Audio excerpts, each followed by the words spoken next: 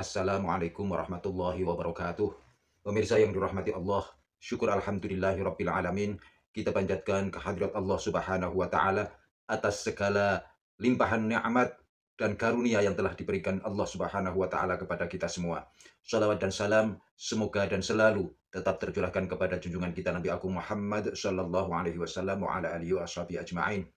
Pemirsa yang dirahmati Allah, marilah kita sama-sama ikuti pengajian atau dawuh-dawuh yang akan disampaikan oleh Hadratus Syekh Kiai Haji Bahauddin Nur Salim.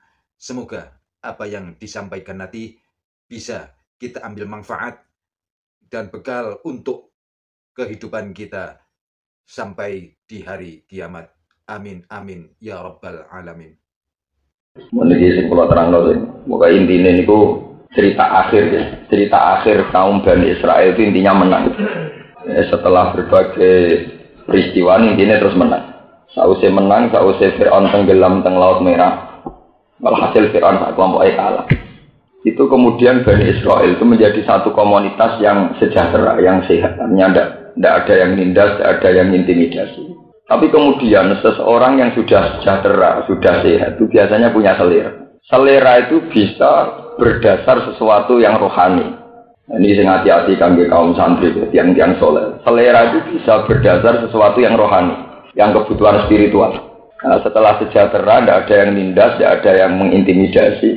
Kemudian Bani Israel itu pernah jalan-jalan sama Nabi Musa, melewati satu komunitas kaum, di mana kaum itu punya ritual iktikaf di salah satu arca. Gampangane duwe dewa-dewa, patung-patung dewa-dewa itu yang seperti saya sering terangkan sebagai personifikasi Tuhan, sebagai bentuk Tuhan, jelmaan Tuhan. Kemudian dibuat iktikaf. Ada ritual iktikaf, ada sesaji, ada cara-cara yang punya nilai indah, punya nilai kekayaan spiritual. Nah, dengan tradisi ini, Bani Israel yang sudah mapan ingin ya Musa is'alana ilahan kamalahum aliyah. Mbok niku Nabi Musa gamel kados mekaten. Kersane saat kita hubungan dengan Tuhan, itu ada semacam visualisasi penggambaran tentang Tuhan. Is'alana ilahan kamalahum aliyah. Dan ini penting kalau aturaken bahwa dalam semua sejarah kemusyrikan itu dimulai dengan yang namanya patung, personifikasi Tuhan. Kalau nanti matur teng mriki bahwa keuntungan kaum Nasrani atau kaum Kristiani adalah karena punya tradisi setiap gereja dikasih patung yang menggambarkan tentang Yesus, tentang apa. Artinya keuntungan itu bahwa hipnotis, daya ketertarikan, daya apa itu terus menyita orang untuk tidak berpikir yang lebih rasional. Kamane kena isroh patung, duwe karisma, kemudian umure tuwa. Kepinginnya amit bah. Kamu sudah tidak mikir nak iku watu yang dibuat, batu yang bisa dipalu, bisa dipotong, bisa dihancur. Anane itu aura karisma atau aura haibah. Sehingga Rasulullah itu boleh antipati be patung tak ngamek. Sehingga ketika Fathi Mekah pertama masuk Ka'bah yang dihancurkan juga apa? Karena mulai dulu kekayaan rohani manusia itu menjelma menjadi kemusyrikan. Mulai zaman Nabi Nuh. La tadzarunna wadda wala suwa'a wala yaghutsa wa ya'uqa wa nasra wa qad adallu katsira. Setelah Nabi Nuh wafat, sebelum Nabi Nuh wafat itu menangi satu kaumnya di mana ada arca-arca yang mengabadikan kesalehan para pahlawannya, para tokohnya. Mereka tidak nyaman kalau ibadah di satu musola, kemudian di musola itu tidak ada arca-arca atau pahatan-pahatan yang menggambarkan tokohnya. Tapi lama-lama menjadi kenyamanan spiritual tersendiri. Zaman ibadah yang mau ora enak, ora ono patunge, ning dalan yo ora enak, ora ono patunge. Sehingga mereka tergantung dengan sesuatu yang fisik. Yang fisik ini personifikasi napa? Tuhan. Akhirnya lama-lama periode anak cucu sudah menjadi Tuhan. Dikai sesaji, terus didoakan, berdoa kalau tidak di situ ya tidak marem dan sebagainya. Terus Nabi Nuh dihancurkan.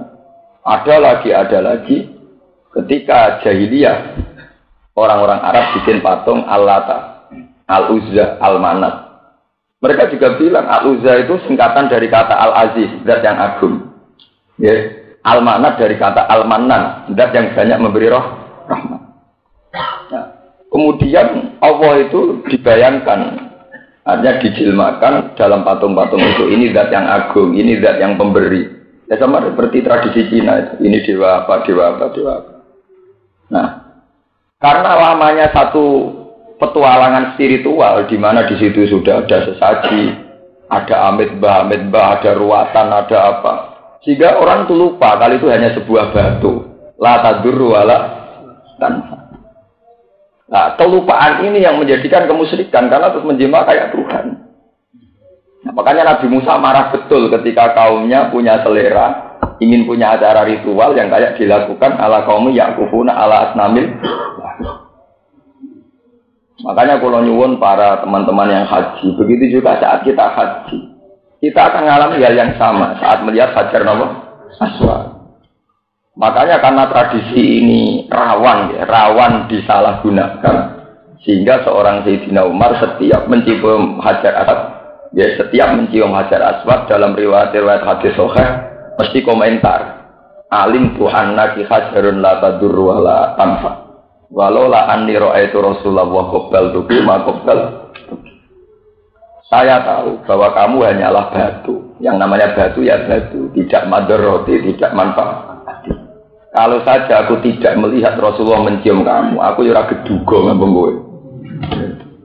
Karena apa? Personifikasi tentang Tuhan, tentang yang sakral, itu bisa rawan ke depan menjadi kemusyrikan. Pemenang nak patungnya digawe meripati mendelik sumpune sangar wong mesti wedi. Anak digawe kaya Yesus ya orang tuh akan iba, akan kasihan. Efek dari ini kemudian orang sudah tidak mikir asal usulnya itu batu. Anaknya wedi utawa iba. Lalu kula syukur ya, termasuk saya itu beberapa kali kalau ijtihad sedang munajat sama Allah. Ini ijtihad pemikiran dan abdalun. Mulane Ka'bah bentuke ra jelas, ku hikmahe ngoten. Muga Ka'bah bentuke wong ganteng ta wong ayu, wong malah karo-karuan. Buan kotak wiran ka jelas buan ben ora ana kemusyrikan.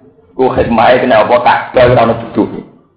Nggih, Ka'bah kebanggaan wong Islam sak donya, iki bentuke paling ra jelas. Semua kotak.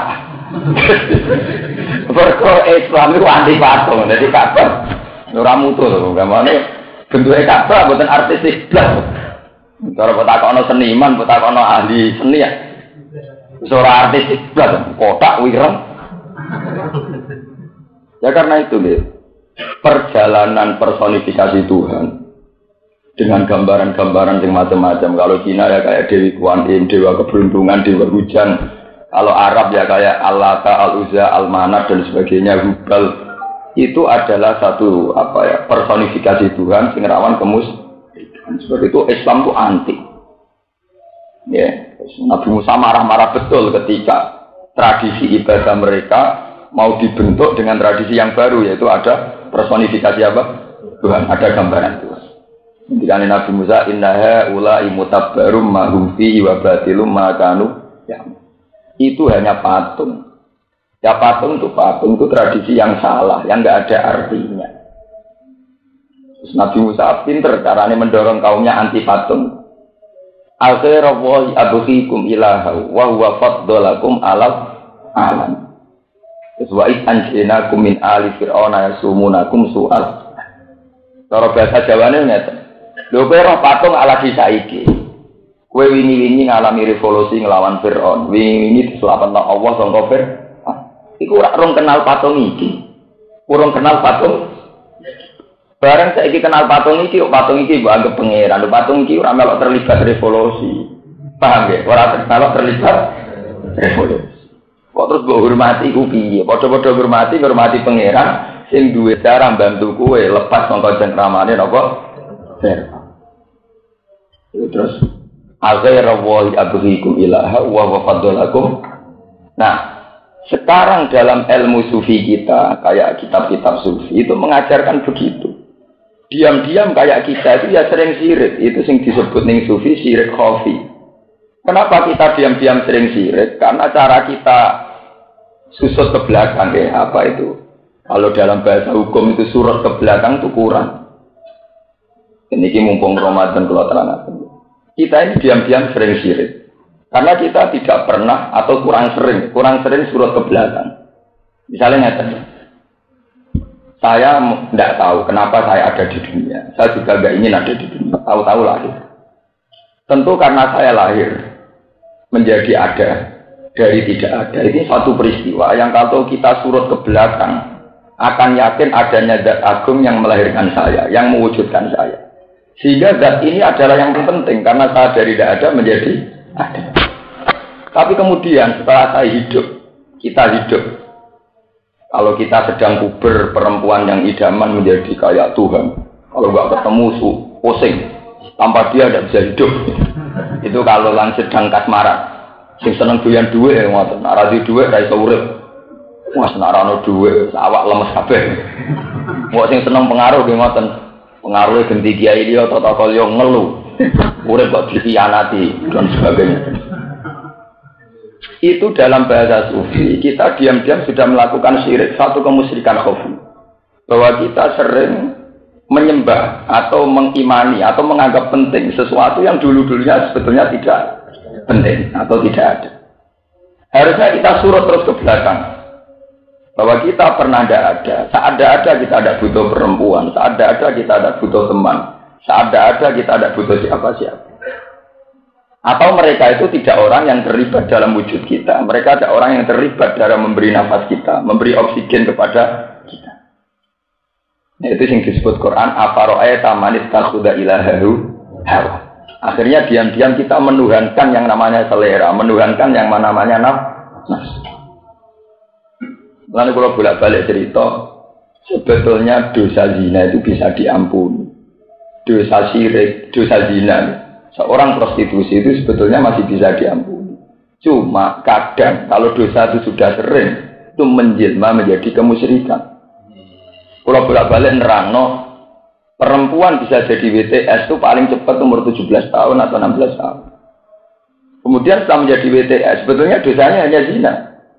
Tapi kemudian ada logika kemusyrikan.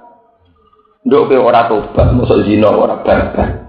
Nah, kula nak mboten ngeten mangan nopo. Nah, ini yang menjadi kemusyrikan. Karena dia pernah 17 tahun toh makan tanpa melakukan zina. Berarti dia disuruh ke belakang. Tidak surut ke belakang untuk melihat dia toh pernah makan tanpa harus menjadi pezina, tidak tanpa menjadi WT. Sama seperti saya misalnya melakukan syirik khafiyah gitu. Saya pas kecil ya wis seneng. Aku zaman cilik dolanan bayi ya wis seneng. Dolanan pasir ya wis seneng. Ketika ABG ya punya kesenangan tersendiri. Gara-gara saya jadi kiai di Jawa Peruke ana wong diluk-diluk terus naik silang gak seneng. Nah kan bento kan. Dulu tanpa ini semua saya juga bisa seneng. Kenapa sekarang saya menjadi bodoh? Seneng ngenteni nak pengaruh akeh, nak wong do sopan. Dan saya ada ingin jadi bodoh gitu kan. Mana kula nuduh pengaruh ora ono urusan. Ya memang kita harus melatih begitu terus. Kalau tidak, kita pasti akan melakukan syirik khafi karena kita sudah orang yang sejahtera, orang yang aman. Orang yang aman itu rawan menentukan satu selera, di mana selera itu sebetulnya mengganggu hubungannya dengan Tuhan. Afara'aita man ittakhadha ilahahu hawa. Akhirnya kita menuhankan hawa nafsu. Makanya kalau Allah mengingatkan ya, kalau kita ahli Quran itu diingatkan Allah itu terasa sekali. Misalnya ada ayat wa huwallazi ansa'akum min nafsin wahidatin atau ayat ansa'alakumus sam'a wal absara wal afidah qalilan ma tashkurun. Bahwa Allah lah yang menciptakan kamu punya mata, punya penglihatan. Allah lah yang menciptakan kamu punya telinga. Allah lah yang menciptakan kamu punya rasa. Kalau kita ahlul Quran, ahlullah, seorang yang dekat dengan Allah, kita akan tahu bahwa saat saya makan enak itu karena Allah menciptakan satu rasa, di mana akhirnya saya menikmati makanan. Kita melihat satu gadis atau uang atau apa yang kita senangi, kita merasa nikmat karena Allah menciptakan rasa nikmat. Tapi karena kita sudah banyak dosa, berlumuran kemusyrikan, akhirnya kita mengatakan makanan ini enak, uang itu enak, dunia itu enak. Itu semua enak kan karena rasa. Jajal kena setruk.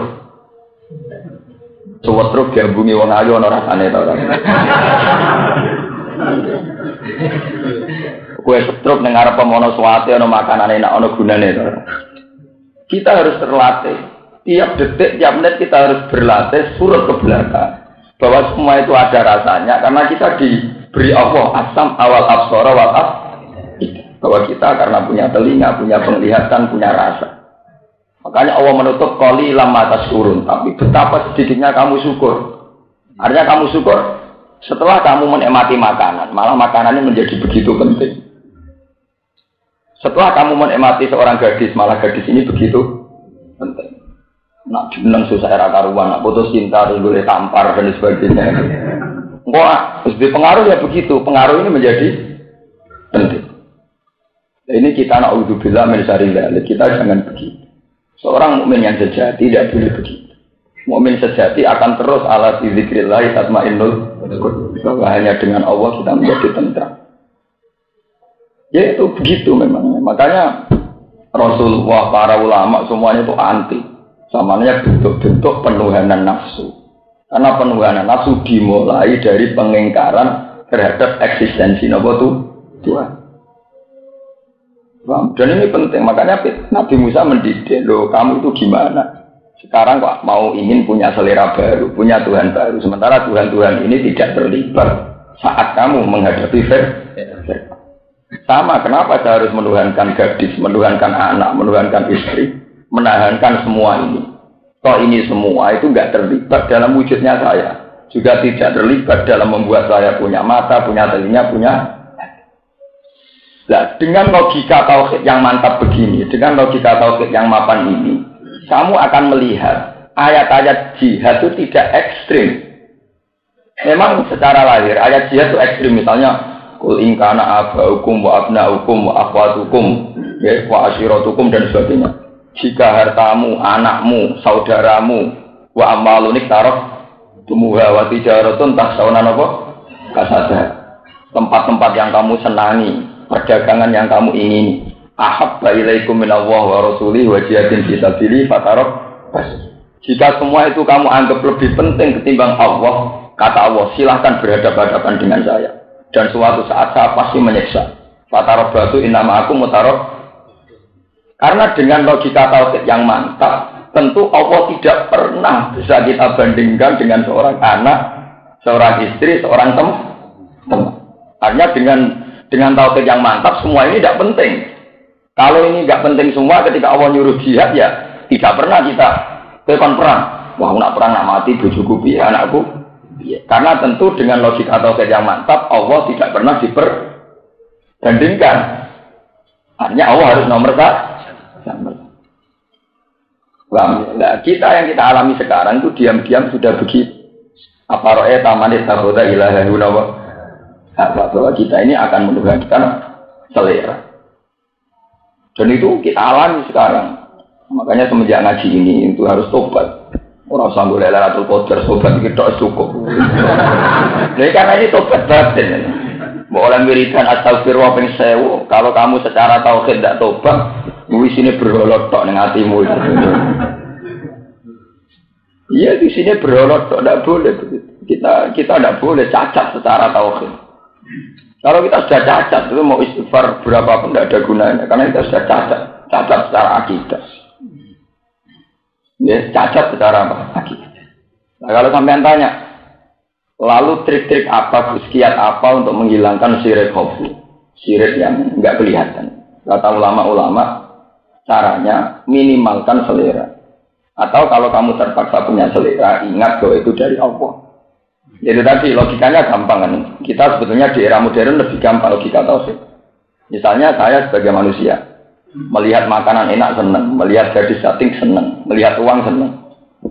Senang ini itu sebetulnya dimulai dari gadis itu atau dimulai kita punya rasa, kita punya mata.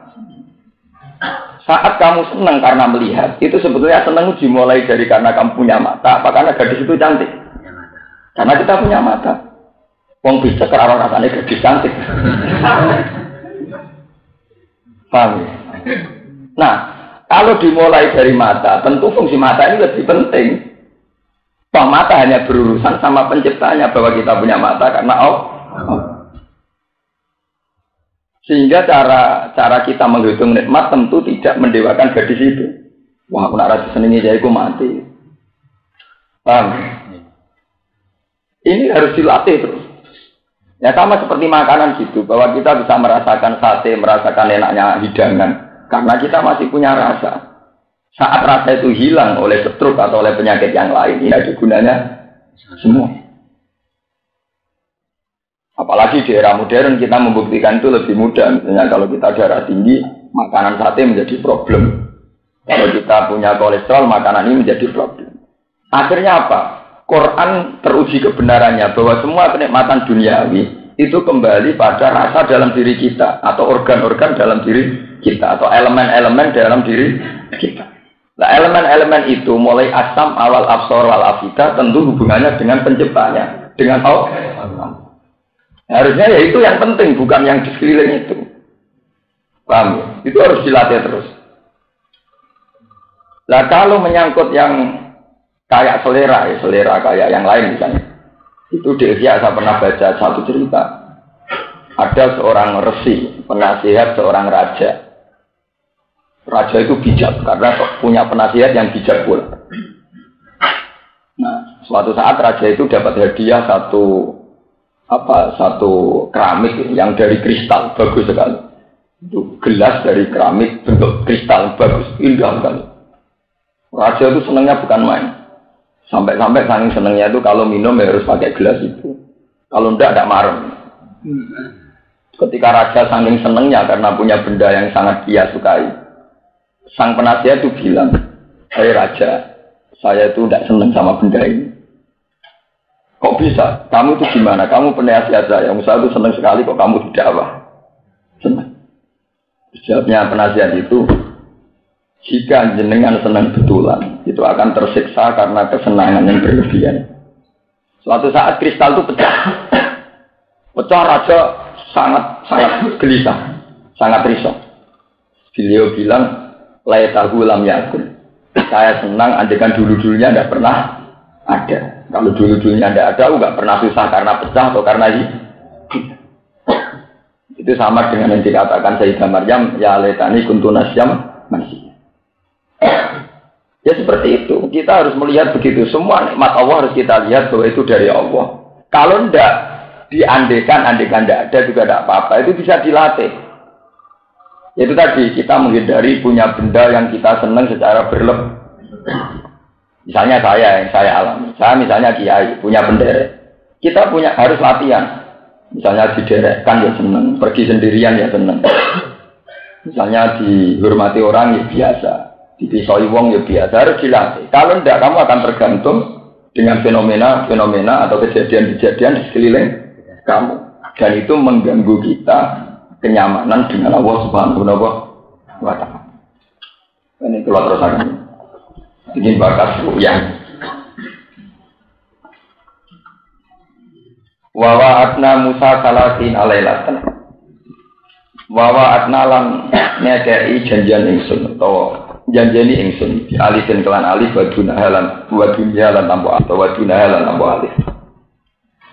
Musa ing Musa salasina ing masa 30 apane lailatan apane bengi.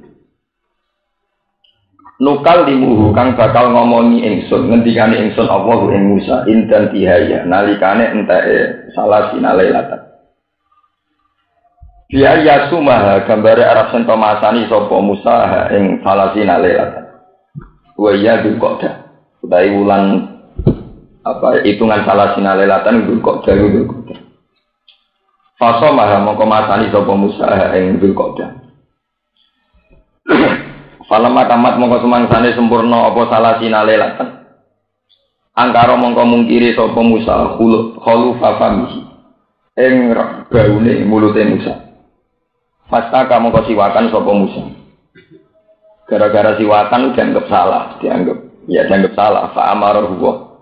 Mongko perintah ing Musa sapa Allah. Bi asratin kawan 10 ukra ingkang liya. Liukal limahu supaya ngendikani sapa Allah ing Musa bi khulufi famihi kelawan apa ya bau mulute Musa kama qala ta'ala kaya oleh dawuh Allah taala wa atmamna bi asrin lan nyempurnakno sapa ingsun Allah ing salasina lailatan bi asrin kelawan 10 ming Dzulhijjah saking wulan Dzulhijjah. Fatamma miqatu rabbih arba'ina laila. Fatamma mongko sempurna apa miqatu rabbi, apa perjanjian ning pangerane Musa. Waktu tegese waktu janjeni ing Musa. Bikalamihi kelawan ngendikane Allah ya Musa arba'ina lailatan ing 40 dina. Halun lailatan tamyizun dadi tamyiz. Faqala lan dawuh sapa Musa li akhihi maring dulure Musa Harun rupane Harun. Inta dhahabihi nalikane budale Musa ilal jabal maring gunung lil munajat maring krana Musa ketemu pangeran. Ukhlufni fi qaumi. Ukhluf kareo sira utawa lereno sira tinggalo sira ning ingsun utawa nggantekno sira ngenteni sira. Ekun tegese ana sira iku khalifah iku dadi khalifah ingsun. Fi qaumi ing dalam kaum ingsun. Wa aslihwan napa dibenahi sira utawa dandani sira amrohum ing perkarane kaum. Wala tetap lan aja anut sira kowe aja anut sabilan musyrikin ing dalane wong sing gawe kerusakan. Bimuwafaqatihim kelawan nyocoki musyrikin alal ma'asi ing atase kemaksiatan pira-pira kemaksiatan. Walama ja'alan semangsane sowan sapa Musa utawa teka sapa Musa limi kotina krana mapak ning ingsun. Ailil waktu tekse maring wektu allazi rub waktu wa adna kang janjene ingsun ing Musa. Bil kalami kelawan ngendikan utawa ngekeki wahyu fi ing dalam waktu. Wa kallama rabbu. Lan ngendikani ing Musa sapa rabbu pangeran Musa. Bila wasitotin oleh ngendikani kelawan tanpa pelantara. Mesti boten liwat Jibril boten liwat malaikat. Kalaman kelawan siji kalam. Sami agu kang krungu sapa Musa ing kalam mingkul dijihatin saking saben-saben sisi saben-saben arah. Kala dawuh sapa Musa, Rabbi arini angdur ilai. Rabbi do pengira ingsun. Ari kula aturi mirsakno panjenengan. Ari kula aturi mirsakno panjenengan ni ingsun nafsaka ing dat panjenengan. Angdur mongko saged ningali ingsun ilai maring ngate panjenengan. Kala dawuh sapa Allah lan taron ora bakal utawa ora mampu sira ora bakal ningali sira ning ingsun. Ela takdir tegese ora kuwasa sira ala ru'yati ngatasi ningali ning ingsun. Wa takbiru tawi nembungno bihi kelawan napa jenenge lantaron. Gunalan ura. Ora kok lan ura, ora den tingali sapa ingsun. Iku yufidu. Iku ngekeki faedah, ngekeki pengertian apa dawuh lantaroni. Ora lan ura, ora ditinggal ingsun. Imkan aruyati ta'ala ing kemungkinane utawa potensine Allah saged ditingali. Walakin ing dur tetapi ningali sira ilal jabal maring gunung. Allah dirupani jabal wa kang te jabal aqwal wa kuat mingkat ing sira. Fa ini takorra mongko lamun tetep apa jabal, sabata tegese tetep apa jabal. Maka nahu ing panggonane jabal. Fasau fataron mongko bakal ningali sira ning ingsun. Tas butuh liru yati tegese tetep sira. Tetep maksudnya mboten goyah, tetep liru yati maring ningali ingsun. Wa ila lamun ora bala kota mongko ana kemampuan kemujud lan maring sira. Falamma tajalla mongko semangsane muncul ketok sapa Rabbu sapa pangerane Musa. Dohara tegese pertelo sapa Rabbu minuri sanging nuri Rabbi. Qadra nisfi an mulatil khinsir. Kelawan sak kadar separone driji manik, driji jendek, driji paling kecil nang cara iki. Jendek. Kadar separone driji jendek. Kama fi hadis, kaya yang dalam siji hadis Sohahahu kang nasar yang hadis sebal hakim Imam Hakim. Ini jabal maring gunung Ja'alahu dakka. Mongko gawe sapa Allah ing jabal dakkan ingkang hancur bil qasri wal maddi. Matkukan tegese ingkang den hancurna. Mustawiyan tol hali rata bil ardi kelan bumi. Wa qarra Musa sa'iqa. Lan terjungkal utawa lan pinsang sapa Musa sa'iqan hale pinsang hale mboten sadar maksian alaihi tegese katutupi pikirane maksudnya boten sadar di hauli ma krono heboe perkara krono dahsate perkara akan ningali sapa Musa. Walama apa kau mongko semangsane waras sapa Musa. Kala mongko dawuh sapa Musa subhana. Maha suci panjenengan. Tandihan krono bersihna la kamaring panjenengan. Tubtu ilaika. Tubtu tobat sapa ingsun ilaika kamaring sira. Tubtu tobat sapa ingsun ilaika kamaring sira. Min su'alima saking takok perkara utawa njaluk perkara lam umar kang ora den perintah ingsun diilang wa ana awwalul mukmin wa ana uta ingsun iku awwalul mukminina iku kawitane pira-pira mukmin wa ana uta ingsun iku awwalul mukminina iku kawitane pira-pira mukmin fi zaman ing dalam zaman mungkin iki kula terangno iki rumah tenang, masalah nak salah paham nuriskan.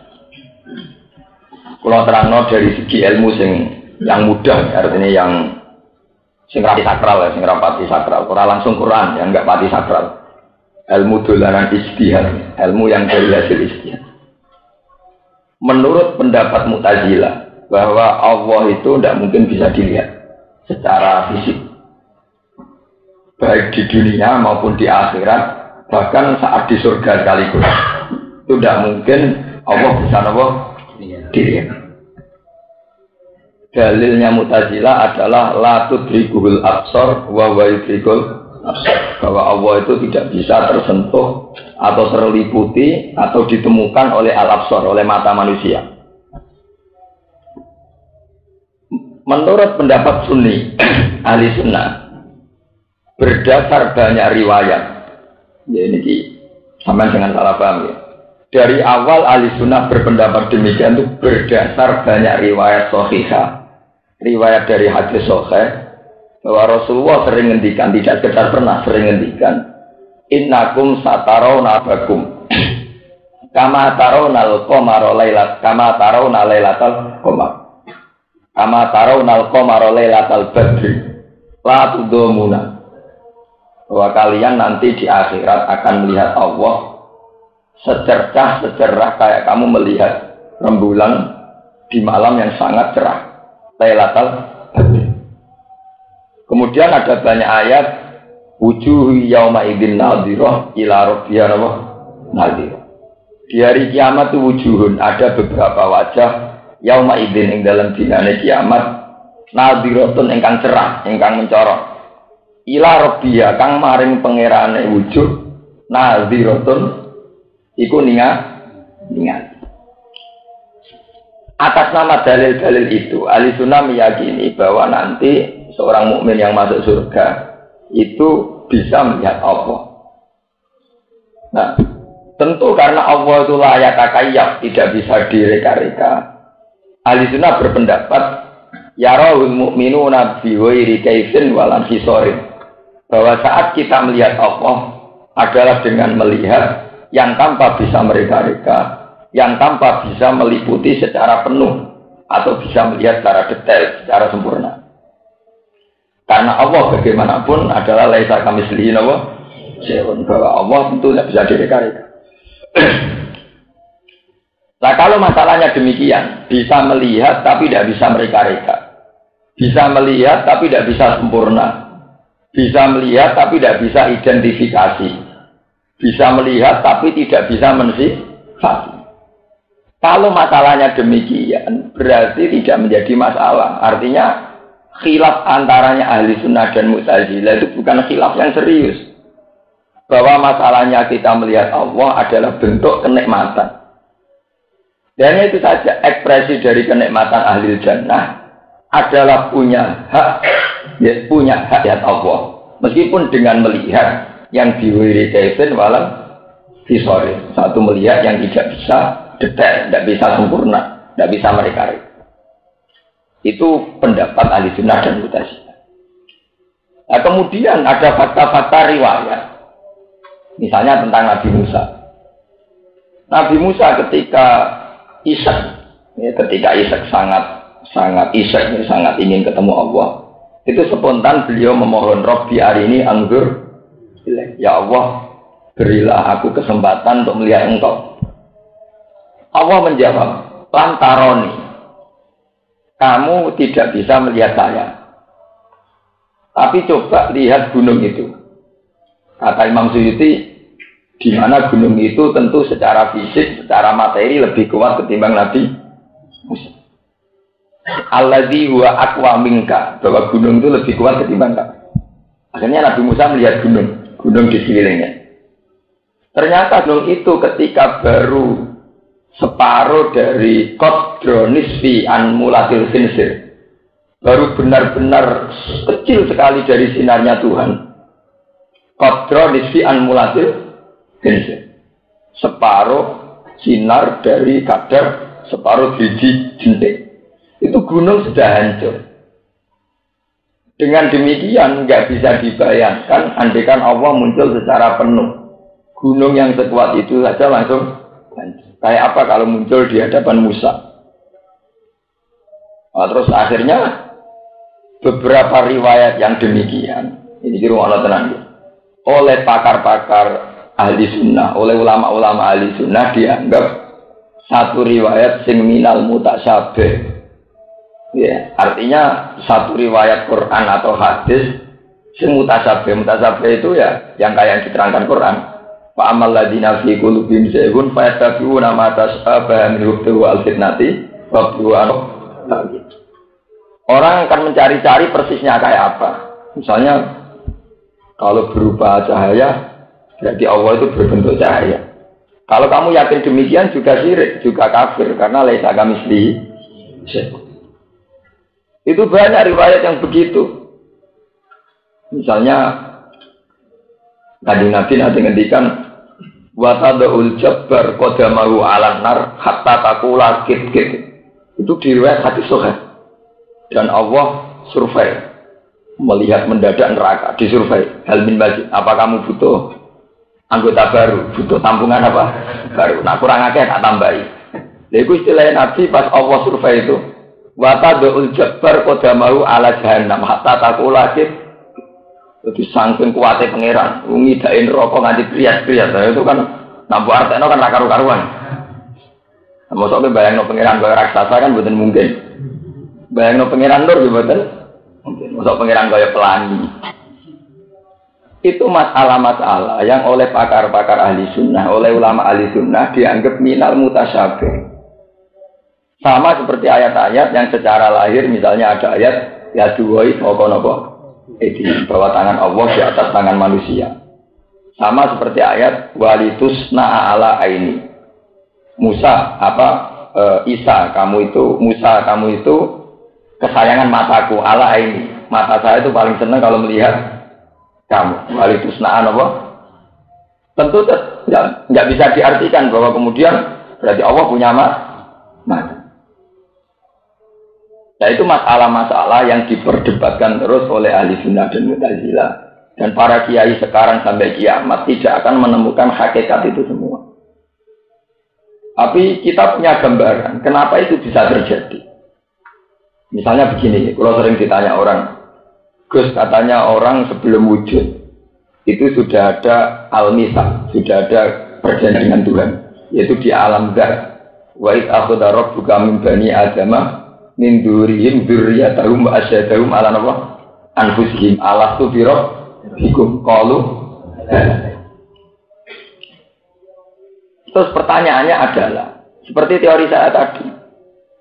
Kita melihat karena dengan mata. Karena terlanjur cara melihat kita dengan mata, tentu sesuatu yang tertutupi atau yang jauh menjadi tidak kelihatan. Karena kita terlanjur mendengarkan dengan telinga, saat telinga kita sumpeli, maka kita sudah tidak bisa mendengar. Tapi masalahnya, apa betul dengan mata ini, apa betul dengan telinga ini kita nanti melihat Tuhan? Konstruksi kita kan nanti dirubah total. Elemen kita nanti juga dirubah total. Sehingga dengan perubahan-perubahan elemen itu dimungkinkan sesuatu yang diceritakan Allah Subhanahu wa ta'ala.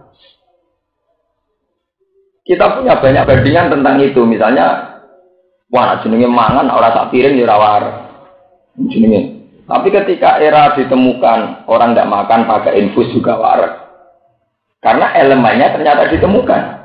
Sekarang tidak usah makan satu piring nasi, cukup pakai infus yang lewat organ tertentu bisa apa? Lapar. Oh ya bisa menggantikan fungsi makan. Ya sama bisa saja begitu nanti di akhirat mata kita yang punya problem penglihatan karena bersyarat harus dekat, bersyarat harus ditutupi. Problem ini bisa dihilangkan kalau rekonstruksi badan kita dirubah toh. Karena di akhirat segalanya dirubah. Yaitu yang disebut Tuhan yauma tubaddalul ardu ghairal ardi was samawati wa barazu lillahil wahidil wahhad. Bumi juga diganti, langit juga diganti. Nah, dengan elemen-elemen yang berbeda tentu nanti dengan kemampuan yang berbeda. Dengan sistem komunikasi yang berbeda. Sebab itu mungkin sekali yang dikatakan Allah wujuh yaumidin nadhirah ila rabbiyana. Nah, soal persisnya kayak apa, wallahu a'lam. Tapi kita punya bayangan-bayangan gambaran betapa itu mungkin sekali. Mungkin. Paham ya? Itu penting kalau aturakan memiliki. Mohon titik sampai sini biar tidak menjadi masalah. Terus sekarang ada dalil lagi tentang Mi'raj. Kenapa ahli sunnah ngotot bahwa Allah itu mungkin dilihat? Ada dalil tentang Mi'raj. Mi'raj ketika Rasulullah sampai Sidratil Muntaha itu mengalami satu dialek dengan Allah. Nah, Mu'tazilah salah. Mu'tazilah keliru ngeten. Manjan rapati tau ngaji Mu'tazilah. Senengane mikir tapi ora tau napa ngaji. Kowe pakar-pakar sak niki ngoten, pakar Islam tapi ora tau ngaji. Jadi ya isane mau mikir. Tapi ra iso ngaji mikir ora materi ini kan gak karu-karuan. Mu'tazilah itu punya pendapat bahwa Allah tidak bisa dilihat. Itu dengan dalil Nabi Musa sing nabi ora iso delok mergo Allah ngendikan lantaran kamu ndak akan melihat tak. Ya. Tapi cara pandang ahli sunnah tidak begitu. Nyatanya Rasulullah di Sidratil Muntaha bisa melihat Allah. Sebab itu ketika Allah ngendikan lantaran ning Nabi Musa itu serius. Kowe ra iso ndelok aku, mbok nak liyane kowe, misale Muhammad. Mulane dari Imam Suyuti, lantaron niku beda mek lan ura. Cara dari awal Allah ngendikane, lan ura, aku ora kena didelok. Iya sapa wae ra iso ndelok. Mulane niki Imam Suyuti dawuh, wa ta'bir bihi dunalan ura, yufidu imkana ru jadi. Dieling-eling. Kenapa Allah cara ngendikan lantaroni kamu tidak melihat saya? Kamu Musa tidak bisa melihat saya. Berarti bisa diartikan, nak selain kamu, misalnya Muhammad, Ibrahim, bisa. Ya kan kode kok cawe itu, aku rasa seneng kue, soalnya seneng wong li, kue rasa ngerteno, saya itu rasa seneng wong lanang, betul tak ada. Orang seneng kue, ya kamu saja. Soalnya seneng wong li. Beda nak, cewek itu ilmu mendingan aku raiso seneng sepuai, aku raiso seneng. Jadi ini di kelainan tidak ada raiso seneng. Juga abek sepuai raiso. Lah Allah ngendikan lantaroni, mboten lan ura. Ya ini jalan nerangno Imam Suyuti, lantaroni kuwe Musa raiso ndelok aku. Ora kok nak apa jawab lan ura, aku raiso didel. Andai kan dari awal Allah ngendikan saya tidak bisa dilihat, tentu siapa saja tidak bisa melihat. Paham ya? Sebab itu Mu'tazilah salah sekali kalau bikin dalil ayat ini buat satu ketentuan bahwa Allah tidak bisa dilihat. Mergo Allah dawe aku ra iso delok aku. Ora aku ra iso didelok. Berarti yang karuan kena vonis tidak bisa melihat kan Musa. Bukan yang lain. Ya. Sebab itu banyak hadis tentang Sidratil Muntaha di mana Nabi Muhammad berdialek langsung dengan Allah Subhanahu wa taala. Dan itu sah. Dan tidak perlu bertentangan dengan ayat ini karena ayat ini adalah nafyun li ru'yati Musa li rabbi. Satu bentuk penafian bahwa Musa tidak bisa melihat Allah.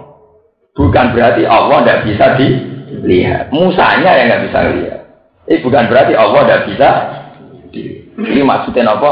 Wa ta'bir bihi dunalan ura yufidu imkana ru'yati ta.